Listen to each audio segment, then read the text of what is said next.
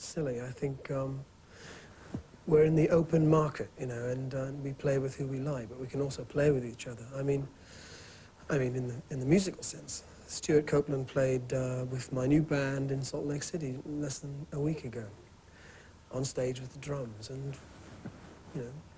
Well, what have you found that your solo career has brought you, musically and personally?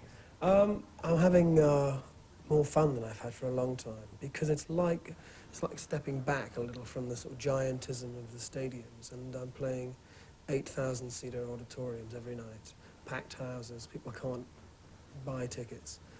All the gigs are different. Stadiums are all the same. There's a kind of cloning process about a stadium. It could be anywhere. Whereas a smaller gig has a characteristic, and the town has a characteristic. Yeah. Now, you've moved from a career as a teacher to a career as a megastar. Has your life and your attitude changed very radically? Is it all a good thing, or are there good and bad things about your current situation?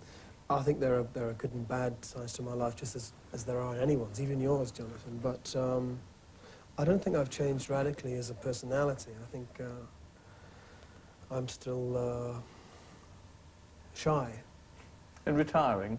Kind of. I mean, and on stage, I'm a different animal. But you know, in normal conversation, or even this conversation, I don't really feel at ease. I feel like a normal person would, you know. Well, did you get as much satisfaction, say, when you were teaching at the best moments as you do now from performing?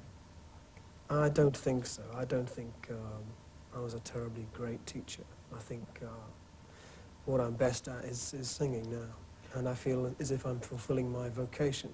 Teaching was something I found useful and I enjoyed it, but it wasn't what I was meant to do for the rest of my life. Well, that's interesting. You say what you're best at is singing, but you're doing an awful lot of acting, both in videos and in films. Why? Because the opportunity is there and it's given to you. Because I feel I can do a good job. I enjoy learning new things. Well, tell us about Plenty, your new movie. It's a small role. It's a cameo, and it stars Meryl Streep. And she's in every frame. And it's about the men in her life. And she goes through men like A Dose of Salts. And there's John Gielgud, Charles Dance, Ian McKellen, and me. And a few other luminaries. But it's a great cast. And Tracy Ullman's in it. She's playing a woman. And it's one of the classiest films I've ever seen. I can't believe I'm in it. It's wonderful. You out of a job after this, then? Yes, well, I am. But I'm thinking of going into advertising. Nice. Yes, I met some people on the coronation committee. I doubt if it'll stretch me, but it might be a way of having some fun.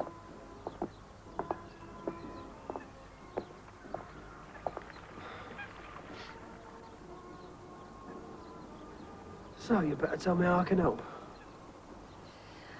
Well, I'm looking for a father. I want to have a child. Look, it really is much easier than it sounds. I mean, marriage is not involved, or even looking after it. You don't even have to see the pregnancy through. I mean, conception would be the end of the job.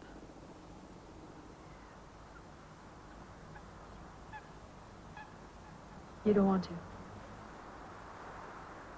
No. No, I'll be delighted.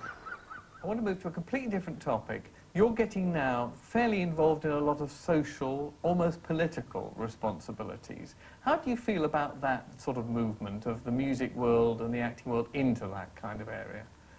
Well, I mean, we've always sort of agreed with those detractors who said, you know, what can a pop star do? It's naive, it's idealism, all right? And to a certain extent, I agree. But, and you'll disagree with me about it, I think Live Aid was a symbol for just how powerful we are, just how much money we can raise. It's money, basically. Money talks. If we can raise $80 million as a bunch of, you know, effeminate pop stars, then we can do more. I think it was a great day for rock. I disagree with you. I think we had a great time, and I think we did something really good.